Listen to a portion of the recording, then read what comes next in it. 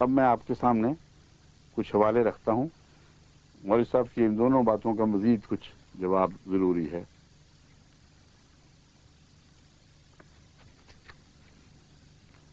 جہاں تک اس بات کا جواب ہے کہ ایک ہی نبی خدا نے ان کو بنایا، یہ بالکل جھوٹا ہے۔ ہم اول تو آئندہ ہماری طرف سے منسوب کر دیا، نہ صرف یہ کہ جماعت احمدیہ آئندہ کے لفظ کی قائل نہیں، بلکہ ہر زمانے کے نبی کو، خواہ وہ پہلا ہو خواہ آئندہ کو ہو، ان کو حضرت اقدس محمد مصطفیٰ صلی اللہ علیہ وسلم کا مرہون منت مانتی ہے۔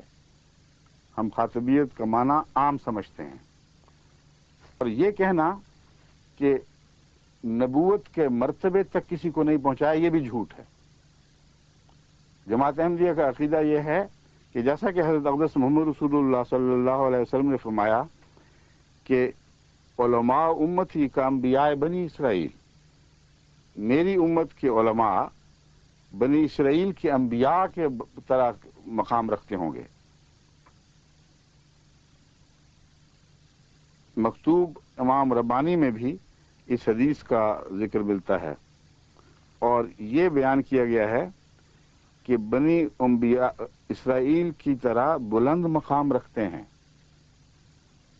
سوال یہ ہے کہ اگر حضور اکرم صلی اللہ علیہ وآلہ وسلم سے پہلے نبیوں کو دیکھا جائے تو حضور صلی اللہ علیہ وآلہ وسلم سے پہلے نبیوں کی فہرستیں آپ دیکھ لیں، اپنے سامنے رکھ لیں، اور حضور اکرم کے غلاموں کی فہرستیں بھی دیکھ لیں سامنے۔ ابو بکر کو دیکھیں، عمر کو دیکھیں، عثمان کو دیکھیں، علی کو دیکھیں، دوسرے صحابہ رضوان اللہ علیہم کو دیکھیں، اور پھر امت میں پیدا ہونے والے بڑے بڑے بزرگوں کو حال دیکھیں۔ کوئی ثابت تو کرے کہ بنی اسرائیل کے نبی ان سب سے برتر تھے۔ بائبل میں ان کے حال تو پڑھ کے دیکھو، خدا کا خوف کرو، کچھ شرم کرو۔ محمد رسول اللہ کے غلام پچھلے سب سے بڑھ کر ہیں اپنے مرتبوں میں، سوائے ان چند ایسے عظیم انبیاء کے جن کو ہم قرآن کریم کی وجہ سے مانتے ہیں کہ ان کا اتنا بڑا بلند مرتبہ تھا کہ ان کے مشابہ یا محمد رسول اللہ کو قرار دیا گیا ہے، یا ان کے محمد رسول اللہ علیہ وسلم کو ان میں سے بعض کے مشابہ قرار دیا گیا ہے، اور وہاں امت کی مشابہت کا ذکر نہیں ملتا۔ ابراہیم علیہ السلام ہے، کما صلی اللہ تعالی ابراہیم، حضرت موسیٰ علیہ الصلوۃ والسلام ہے، کما ارسلنا الی فرعون رسول، کہ جیسے ہم نے فرعون کی طرف رسول بنایا تھا ویسے ہی تجھے بنا کے بھیج رہے ہیں۔ اس لیے ان کبار انبیاء کو چھوڑ کر جو دوسرے عام انبیاء ہیں وہ نبی کہلاتے تھے، لیکن ان کی حیثیت، ان کا تقوی، ان کے روزمرہ تقوی تو متعلق تو اللہ تعالیٰ کا بہتر جانتا ہے، ہمیں چھوڑنا چاہیے۔ ان کے روزمرہ کے کارنامے، ان کی بزرگی کی داستانیں، وہ معجزات جو ان کے ہاتھ پر رونما ہوئے، ان کا لوگوں میں تقوی پیدا کرنے کا اثر اور اس کا دائرہ، ان پہلوؤں سے آپ دیکھیں تو محمد مصطفیٰ صلی اللہ علیہ وآلہ وسلم کی امت میں آپ کے خلفاء اور اس کے بعد مجددین پر نگاہ ڈال کر دیکھیں، وہ عظیم انبیاء کے طور پر ابھریں گے۔ بس حضور اکرم کا یہ فرمانا کہ کا انبیاء بنی اسرائیل ایک حکمت رکھتا ہے، یہ نہیں ہے کہ رسول اللہ صلی اللہ علیہ وسلم کی امت میں نبیوں جیسے پیدا نہیں ہوں گے۔ نبی اس لیے نہیں کہا گیا کہ حضور اکرم صلی اللہ علیہ وآلہ وسلم کے آنے کے بعد نبوت کی تعریف کا دائرہ عالمی بن گیا ہے، اور وہ سارے پہلے انبیاء قبائلی یا قومی یا ملکی تھے، ان کا دائرہ کل عالم پہ محیط نہیں تھا۔ بس حضرت اقدس محمد مصطفیٰ صلی اللہ علیہ وآلہ وسلم کا کلام دیکھیں، کتنا مبنی بر حکمت ہے، کتنا گہرا فلسفہ رکھتا ہے۔ آپ نے ان کو نہیں فرمایا کہ یہ نبی ہوں گے، لیکن نبوت کے درجوں سے محروم بھی نہیں فرمایا، نبوت کے مرتبے سے کم تر قرار نہیں دیا۔ میں کہا انبیاء بنی اسرائیل، میری امت میں بے شمار ایسے غلام ہوں گے، خدا ترس علماء مراد ہیں، جن کو تم دیکھو تو پہچانو گے کہ انبیاء بنی اسرائیل کی طرح یہ بھی نبوت کر رہے ہیں، لیکن نبی کا نام اس لیے نہیں مل سکتا کہ محمد رسول اللہ صلی اللہ علیہ وآلہ وسلم ایک عالمی نبی کے طور پر آئے ہیں، سوائے اس شخص کے جس کو خدا تعالیٰ محمد رسول اللہ کے عالمی مشن کو دوبارہ دنیا میں جاری کرنے کا حکم دے اور آپ ہی کے فیض سے فیض یافتہ ہو کر دنیا کو فیض پہنچانے کو حکم دے، اس کے سوا اب عقلاً کسی کو نبی کا لقب دیا نہیں جا سکتا، کیونکہ نبی کی تعریف میں عالمی نبوت کی تعریف داخل ہو گئی ہے۔ کل عالم کر نبی رحمت للعالمین۔ بس مجددین کی بزرگیوں کو دیکھو، ان کا دائرہ فیض پرانے بنی اسرائیلی انبیاء کی طرح اپنے اپنے علاقوں قوموں میں محدود تھا، اور محمد رسول اللہ کا دائرہ فیض کل عالمی بن چکا ہے۔ یہ حکمت تھی کہ ان کو لفظ نبی کا نام نہیں دیا گیا، مگر نبیوں کی جو صفات پائی جاتی ہیں، جو ان کا فیض ہے، وہ سب کو عطا ہوا۔ حضرت مسیح موعود علیہ الصلوۃ والسلام، حضرت مرزا غلام احمد قادیان کو حضرت صلی اللہ علیہ وآلہ وسلم نے نبی کہا ہے، اگر یہ وہی ہیں۔ یہ بحث ہے صرف۔ اس وقت علماء سے ذاتی بحث میں الجھنے کی ضرورت نہیں ہے، سوال یہ ہے کہ مسیح موعود جو امت میں نازل ہوگا وہ نبی ہے کہ نہیں، اور وہ نبی موسیٰ کی توجہ سے بنا تھا یا محمد رسول اللہ کی توجہ سے بنا ہے۔ یہ ایک مزید بحث اٹھے گی۔ اگر یہ کہتے ہیں کہ پرانی نبوت جو دی گئی تھی اس میں اضافہ ہو ہی نہیں سکتا، اسی طرح وہی آئے گی، تو پھر موسوی شریعت کا عیسیٰ اترے گا جس کی نبوت کا دائرہ وہی رہنا چاہیے، اس سے آگے بڑھ کے پھیل ہی نہیں سکتا۔ اگر اسے محمد رسول اللہ کی طرح عالمی نبی بنایا گیا ہے تو یہ نئی نبوت ہے۔ ضد کر کے آنکھیں بند کر کے جو مرضی کہتے پھرو، جس شخص میں بھی عقل کا معمولی سا مادہ ہے وہ جان لے گا کہ پرانا عیسیٰ ایک محدود امت کے لیے تھا، اس کا فیض بھی اسی کے لیے خاص تھا، اس کو وہ اللہ تعالیٰ نے صلاحیتیں عطا فرمائیں جو رسولاً الی بنی اسرائیل کے لیے ضروری تھی۔ وہ گمشدہ موسوی امت کی گمشدہ بھیڑوں کا تذکرہ کرتا، اور اس نے یہ کبھی نہیں کہا کہ میں محمد رسول اللہ کی امت میں عالمی نبی کے طور پر اتروں گا۔ بس کہا ہو یا نہ کہا ہو، نبی کا نام اس لیے آنے والے کو دیا گیا کہ اس نے محمد رسول اللہ علیہ وسلم کی امت میں آ کر تو کل عالم پہ نبوت کرنی تھی۔ اس لیے یہ بھی جھوٹ ہے ان کا کہ ہم کہتے ہیں کہ صرف ایک ہی کو بنایا گیا۔ میں نے سمجھایا ہے کہ نبوت کے فیض کے لحاظ سے بہت فیض یافتہ ہیں جو نبیوں کو مرتبہ پا گئے۔ مسیح موعود کو نبی اس لیے کہا گیا ہے، مہدی موعود کو، کہ اس نے حضور صلی اللہ علیہ وسلم کے فیض پا کر کل عالم پر نبوت کرنی تھی۔ اور ایسا واقعہ اس سے پہلے اگر امت محمدیہ میں گزرا ہے تو مولوی صاحب دکھائیں، کہیں کوئی ایسا واقعہ نہیں۔ جہاں تک علماء کا تعلق ہے، علماء دو قسم کے ہیں۔ ایک وہ علماء ہیں جن کو رسول اکرم صلی اللہ علیہ وسلم نے نبوت کا درجہ دیا ہے، اور یہ درجہ کوئی مولوی چھین نہیں سکتا ان سے۔ لیکن جو نبوت کے قائل نہیں ہیں اور آخری زمانے میں پیدا ہوتے ہیں، ان کا بھی کچھ بیان فرمایا ہے، اس پر بھی غور کر لیں۔ اگر وہ فہرست پسند نہیں ہے جس میں نبی ملتے ہیں تو اس فہرست میں داخل ہو جائیے۔ وہ فہرست یہ ہے، حضور اکرم صلی اللہ علیہ وسلم فرماتے ہیں، قال رسول اللہ صلی اللہ علیہ وسلم یوشک ان یاتی علی الناس زمان لا یبق من الاسلام الا اسمہ ولا یبق من القرآن الا رسمہ مساجدہم عامرۃ وہی قرؤ من الہدی علماؤہم شر من تحت ہدیم السماء من عندہم تخرج الفتنۃ وفیہم تعود۔ رواہ البہقی فی شعب الایمان، مشکات کتاب العلم الفصل الثالث، کنز الامال صفحہ 43۔ مشکات اور کنز الامال دونوں میں یہ ہے اور بہقی میں بھی ہے۔ ترجمہ اور روایت ہے حضرت علی رضی اللہ تعالیٰ عنہ کی۔ ترجمہ یہ ہے کہ عنقریب ایک ایسا زمانہ آئے گا کہ اسلام محض نام کا رہ جائے گا اور قرآن محض تحریر کے لیے ہوگا، ان لوگوں کی جو اس زمانے کے لوگ ہوں گے مسجدیں بظاہر آباد دکھائی دیں گی مگر ہدایت سے خالی ہوں گی. علماؤہم شر من تحت عظیم السماء، ان کے علماء ان لوگوں کے علماء آسمان کے نیچے بدترین مخلوق ہوں گے. تو اگر وہ نبیوں والے علماء پسند نہیں، آپ کو اتنی نفرت ہے نبوت سے، تو شوق سے اس حدیث کے ذیل میں آ جائیے، بلکہ ہوں گے. میرا گمان کبھی تو یہی ہے، فیصلہ اللہ نے کرنا اور قیامت کے دن ہوگا وہ فیصلہ، لیکن مجھے کبھی گمان یہی ہے. اور اس کے لیے دلیل یہ ہے کہ وہ علامتیں جو اسلام کے متعلق حضور اکرم نے بیان فرمائی تھیں وہ تو پوری ہو چکی ہیں. اسلام پاکستان میں دیکھیں تو صحیح، نام کا اسلام کتنا ملتا ہے. اور یہ مسلمان اگر نام کے نہیں ہیں تو کسی کو جرت ہے، کسی مولوی کو جرت ہے کہ یہ کہے کہ محمد رسول اللہ نے ایسے ہی مسلمان پیدا فرمائے تھے؟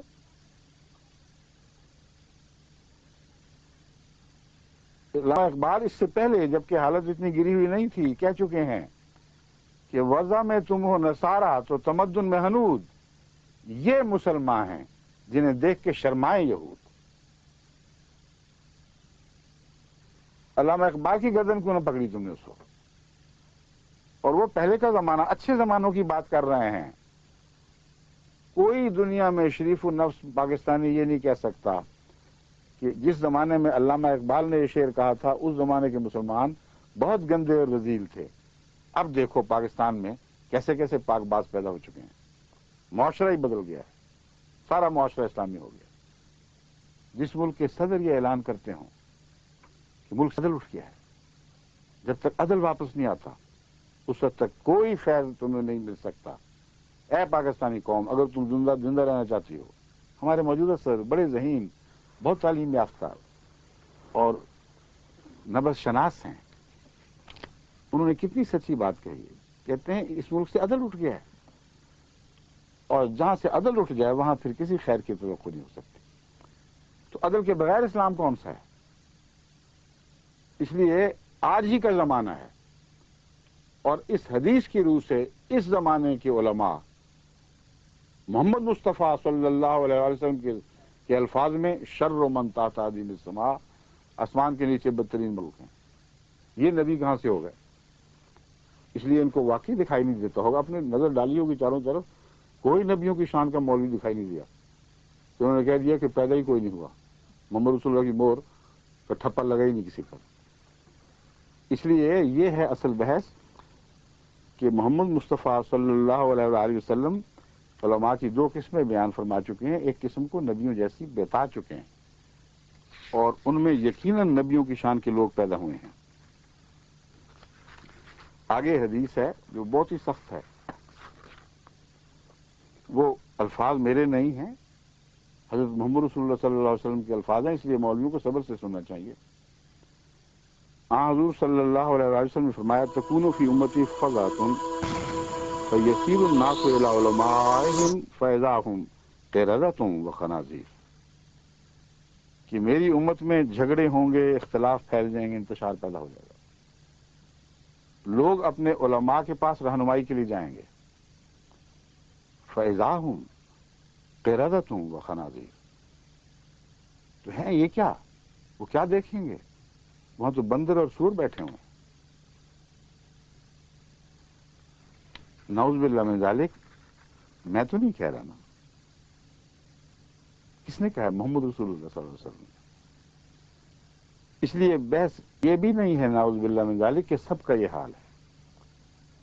میں اس حدیث کا یہ ترجمہ سمجھتا ہوں کہ وہ علماء جن کا تفریق سے تعلق ہے، جن کا فضا سے تعلق ہے، وہ علماء محمد رسول اللہ کے پیش نظر ہیں.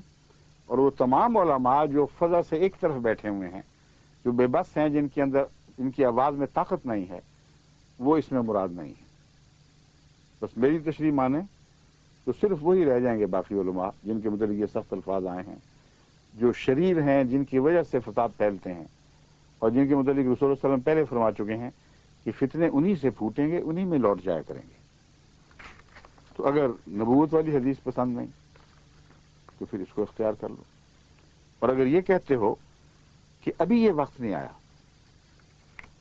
یا یہ کہتے ہو کہ پہلے وقت گزر چکا ہے، تو اس دلیل کو بھی میں آپ کو توڑ کے دکھاتا ہوں، اس کی کوئی بھی حیثیت نہیں۔ اگر کہو پہلے ہو چکا ہے یہ زمانہ اور گزر چکا ہے اور اب تم نیک نسلیں علماء کی پیدا ہو گئی ہو، تو خدا کا خوف کرو، جب یہ زمانہ ایسا بدآنا تھا اس وقت تو مسیح موعود اور مہدی موعود کے سوا کسی نے حالت بدلنی ہی نہیں تھی۔ جن علماء کی بدیوں سے امت کا یہ حال ہونا تھا، ان کو کہاں سے توفیق مل جانی چاہیے خود بخود ٹھیک ہو جائیں یا ٹھیک کر دیں؟ اور پھر پچھڑوں پر بڑا ظلم ہے۔ اپنی شکلیں دیکھ لو، اپنے کرتوتیں دیکھ لو، آج امت کا حال دیکھ لو، اور پھر یہ الزام کہ پہلے گندے تھے اور ان کا نقشہ کھینچا گیا ہے، ہم پاک باز ہیں، اس کو کوئی دنیا کا معقول انسان قبول نہیں کر سکتا۔ ہر آدمی رد کرے گا، لعنتوں کے ساتھ رد کرے گا۔ اور اگر کہو کہ نہیں ابھی زمانہ آیا ہی نہیں، ابھی اور دیکھو، آگے آگے دیکھیے ہوتا ہے کیا، ابتدائی عشق ہے، ابھی تو گراوٹ اور تنزل کا آغاز ہوا ہے۔ یہ جو ہماری صورتیں تم دیکھ رہے ہو، اور پاکستان کی گلی، ہندوستان کی گلیوں میں اور دوسری جگہ مسلمانوں میں فساد اور ایک دوسرے سے لڑائیاں اور حد سے زیادہ یعنی خدا سے دوری اور دنیا میں کا رجحان، یہ جو تم دیکھ رہے ہو، محمد صلی اللہ علیہ وسلم کا ارشاد ابھی پورا نہیں ہوا، ابھی آنے والا زمانہ ہے۔ تو مسیح نے تو پتہ نہیں 4000 سال سے اترا نہیں، اس نے امید جو تھی کہ شاید آج کل میں اترے، وہ بھی گئی، کیونکہ جب تک یہ زمانہ نہ آ جائے اس وقت تک مسیح نے اترنا ہی نہیں۔ اور اس سے زیادہ بدی کیا ہوتی ہے میں تو سوچ بھی نہیں سکتا۔ یہ بتائیں تو صرف نقشہ تو کھینچیں کہ آج کے پاکستان اور آج کے ہندوستان اور آج کے بنگلہ دیش اور آج کے دوسرے علاقوں میں جو مسلمانوں کا حال زار ہے، ان میں نیک لوگ بھی ہیں مگر کم۔ عامت الناس کی مثال میں دے رہا ہوں، جس کے متعلق مودودی صاحب فرماتے ہیں کہ 10,000 میں سے 9,999 مسلمان ہیں ہی کوئی نہیں، انبوہ کثیر ہے۔ وہ بھی ذرا پہلے کی بات کر رہے تھے، اس وقت بھی کچھ حالت بہتر تھی، اب وہ جو 1000 میں سے ایک رکھا تھا انہوں نے باقی، وہ بھی زخمی ہو گیا ہوگا۔ تو فرمائیے کہ اس سے آگے بدتر حالت کیا ہوگی؟ کوئی نقشہ تو کھینچیں۔ اس لیے تقویٰ ہے، اگر تقویٰ تو خیر ہے نہیں، مگر تھوڑی سی عقل کر کے دیکھیں، اس حدیث کا اطلاق ہو چکا ہے اور ہو رہا ہے، اور دن بدن اس کا مضمون کھلتا چلا جائے گا۔ اور وہ علماء جن کو محمد رسول اللہ ان ناموں سے یاد کرتے ہیں، وہ علماء ربانی نہیں کہلا سکتے۔ ہم سے نہ لڑو، محمد رسول اللہ سے مقابلہ کر کے اگر جان ہے، طاقت ہے، جسارت کر سکتے ہو تو کر کے دکھاؤ۔ یہ فیصلے میرے نہیں، محمد رسول اللہ کے فیصلے ہیں جو میں نے بیان کیے ہیں۔ حضرت مسیح موعود کے اوپر تو بڑی زبانیں درازیاں کرتے ہوئے کانا دجال اور آور اور فلاں کہتے ہو، جبکہ دنیا جانتی ہے کہ اس کوئی علامت بھی نہیں پائی جاتی۔ دجال کے جو نقشے محمد رسول اللہ نے کھینچے ہوئے ہیں ان پر ہاتھ رکھ لیتے ہو اور صرف گالی دینے کی خاطر وہ استعمال کر رہے ہو۔ میں جو حدیثیں بیان کر رہا ہوں وہ سارا نقشہ تمہارے ملک میں جاری ہے۔ سارے علماء آنکھوں کے سامنے دیکھ رہے ہیں کہ یہ حدیثیں پوری ہو چکی ہیں۔ اور جس کو تم کہہ رہے ہو دجال، یہی دجال ہے، 30 دجالوں میں سے ایک، اس کا نقشہ بھی سن لیجئے۔ دجال کا نقشہ جو رسول اکرم صلی اللہ علیہ وسلم نے کھینچا وہ یہ تھا کہ اس کا تو بہت بڑا قد ہوگا اور وہ کانا ہوگا اور اس کا سر آسمان سے باتیں کرے گا، بادلوں سے اوپر ہوگا، اور وہ ایسا طاقتور ہوگا کہ تمام دنیا پر فتح یاب ہو جائے گا، اور سمندروں پر بھی سفر کرے گا اور خشکی پر بھی سفر کرے گا۔ یعنی ایسے گدھے پر سوار ہوگا جس کی یہ صفات ہے، اور گدھے پر بیٹھا ہوا وہ تمام دنیا میں دندناتا پھرے گا۔ مجال ہے کسی کی جو اس کی مخالفت کر سکے؟ اس دجال کے اگر وہ دجال نہیں آیا تو پھر مسیح بھی نہیں آ سکتا جب تک وہ نہ آئے۔ اور وہ دجال تم مانتے ہو کہ نہیں آیا؟ اگر یہ مان رہے ہو کہ دجال نہیں آیا تو پھر اس لیے نہیں مان رہے کہ اس کی علامتیں جو تم سمجھے بیٹھے ہو وہ پوری نہیں ہوئی۔ مسیح موعود کو کس طرح دجال کہنے کا تمہیں حق مل گیا تھا؟ کون سی ان میں سے علامت ہے جو حضرت مسیح موعود علیہ السلام پر صادق آتی ہے؟ اس لیے گالیاں دینی دیتے چلے جاؤ بے شک، مگر ہم حدیثیں پیش کرتے ہیں مضمون کھول کر، نتھار کر، نکھار کر تمہاری آنکھوں کے سامنے رکھ دیتے ہیں زمانہ گواہ بن جاتا ہے کہ ہاں ہر بات سچی نکلی ہے محمد رسول اللہ صلی اللہ علیہ وسلم کی، اور تم منہ پھیر کر ان سب باتوں کو جھٹلا کر کوئی ایک حدیث نکال کے اسے ایک لفظ چنتے ہو اور حضرت مسیح علیہ السلام کو گالیاں دینے لگتے ہو اور سمجھتے ہو کہ بڑا کمال کر دیا تم نے۔ حدیث کا حوالہ ہے، وہ باقی حدیث پڑھو تو صحیح کیا ہے۔ ہم تو مانوی مانتے ہیں، ہم تو اس کو استعارہ سمجھتے ہیں، مگر جب استعارہ کھول کر بیان کرتے ہیں تو دنیا گواہ ہو جاتی ہے کہ ہاں محمد رسول اللہ نے سچ فرمایا تھا، اور وہ مثال محمد مسیح موت پھر بھی صادق نہیں آتی، کسی صورت میں آ نہیں سکتی، آپ کے دشمنوں پر آتی ہے۔ اور تم جو لفظ کے قائل ہو، تمہیں کس نے حق دیا ہے کہ رسول اللہ صلی اللہ علیہ وسلم کے نقشے کو بگاڑ کر اس سے ہٹ کر کسی اور کو دجال کہو؟